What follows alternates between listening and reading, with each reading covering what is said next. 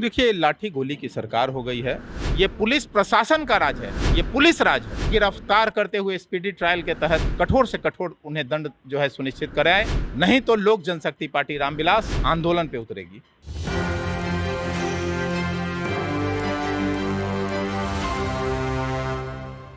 बिहार की स्थिति अजीब है। एक ओर जहां नौकरी मांगने वालों पर लाठी चलाई जाती है, वहीं दूसरी ओर बिजली नहीं मिलने पर ग्रामीणों के द्वारा प्रदर्शन किए जाने पर भी पुलिस लाठी चलाती है। इसी मुद्दे पर बातचीत करने के लिए लोजपा रामविलास के प्रवक्ता राजेश भट्ट हैं। सर, बिहार में लाठियां धड़ल्ले से चल रही है। देखिए, लाठी गोली की सरकार हो गई है, ये कहने में कहीं कोई अतिशयोक्ति नहीं है। जब कोई अपनी मांगों को लेकर, वाजिब मांगों को लेकर सरकार से गुहार लगाता है, धरना करता है, प्रदर्शन करता है, शांतिपूर्वक अपनी आवाज़ रखता है, तो यह सरकार निहत्थे पर लाठी चार्ज करती है, गोली चार्ज करती है। इससे पहले भी आपने देखा होगा, किसानों पर, शिक्षक अभ्यर्थियों पर, पंचायत सचिवों पर किस तरह बर्बरतापूर्ण प्रदर्शन के दौरान शांतिपूर्वक जब अपनी वो बात कहते हैं, तो सरकार के इशारे पर प्रशासन, जो बिल्कुल पूरी तरह निरंकुश हो गई है, वह लाठी चार्ज करती है। अभी हाल में शिक्षक अभ्यर्थियों की मांगों को लेकर जब कोई राजनीतिक दल, भारतीय जनता पार्टी ने जब उनकी मांगों को रखने के लिए शांतिपूर्ण ढंग से सड़कों पर अपना प्रदर्शन आहूत किया,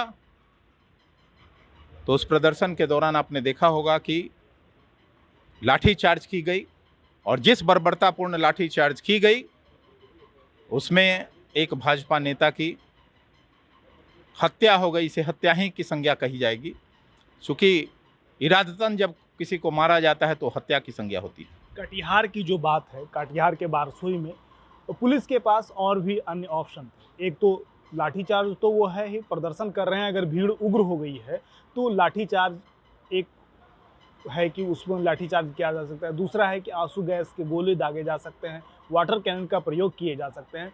लेकिन लाठीचार्ज के बाद डायरेक्ट गोली चलाना कहाँ से उचित है, और इसको लेकर के आप लोग क्या करेंगे? यही दुर्भाग्य है कि नीतीश कुमार जी बिहार को फिर से लालटेन राज में ले जा रहे हैं।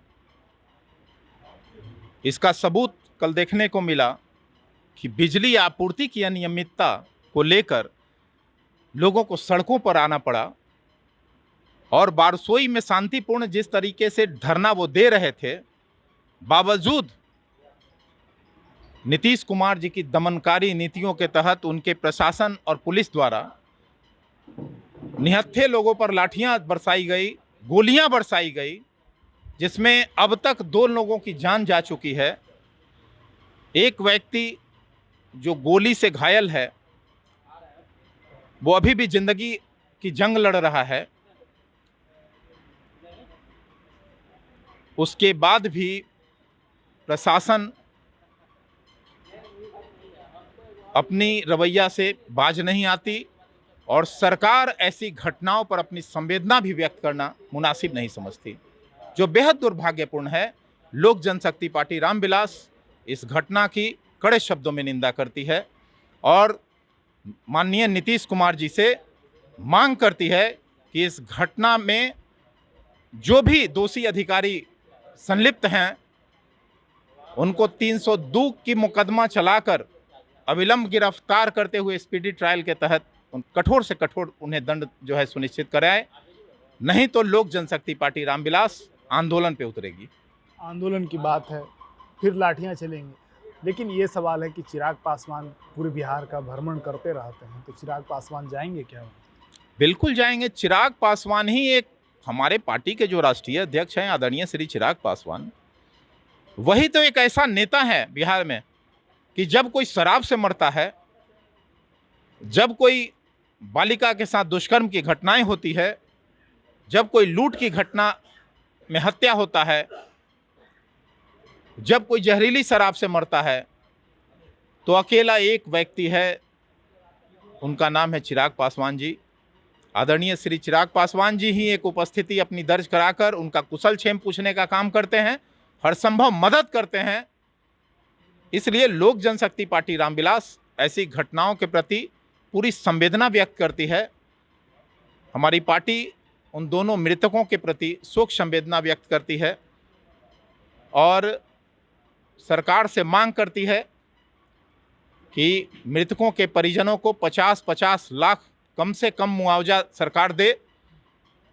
एक सरकारी सेवा में कम से कम उन परिवारों के भरण पोषण के लिए सरकारी सेवा में बहाल की जाए उनके परिवार से किसी सदस्य को।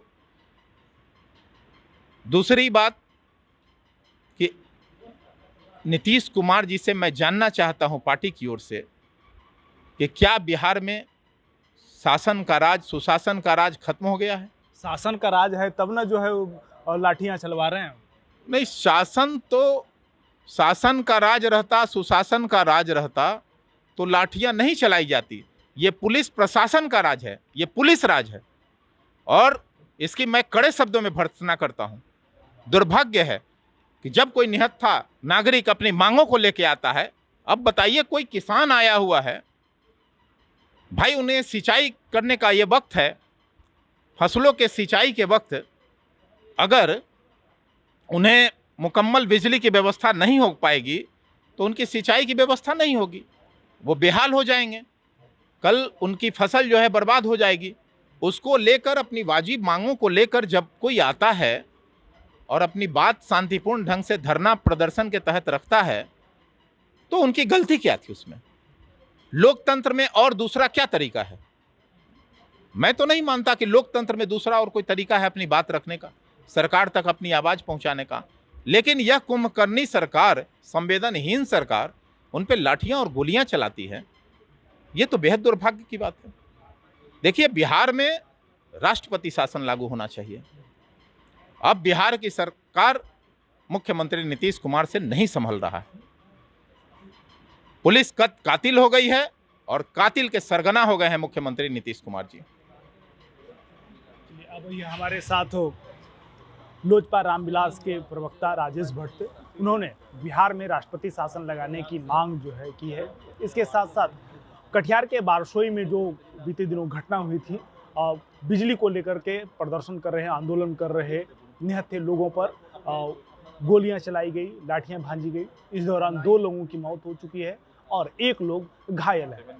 तो अब ये देखना होगा कि लोजपा रामविलास किस तरह से जो है इस घटना को लेता है। और उन्होंने, राजेश भट्ट ने साफ तौर पर कहा है कि जो मृतक हैं उनके परिजनों को 50-50 लाख रुपया मुआवजे के साथ एक सरकारी नौकरी मिलनी चाहिए। तो इसी तरह तमाम अपडेट्स के लिए बने रहें एक न्यूज़ 24 के साथ। कैमरामैन विष्णु के साथ मैं विपुल पटना।